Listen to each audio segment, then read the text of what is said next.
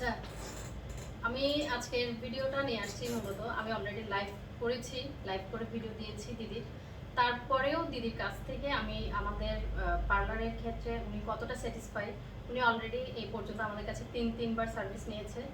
তো পরবর্তীতে বিয়ের পরে যদিও নিতে পারে বা না পারে সেটা জানি না, তবে এখন পর্যন্ত আমাদের চাকরিয়া শ্রাবণী দিদির প্রত্যেকটা আমার কাজ, আমার সার্ভিস এবং আমার মেকআপ লুকগুলো কেমন লেগেছে সেটা আমি আপনাদের কাছে একটু মানে দিদির মুখ থেকেই শুনেই জানতে চাচ্ছি।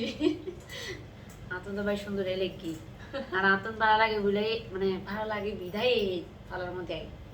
আর তোমরা আমি বিশ্বাস করি ওই জানা সুন্দর করে সাজাবে।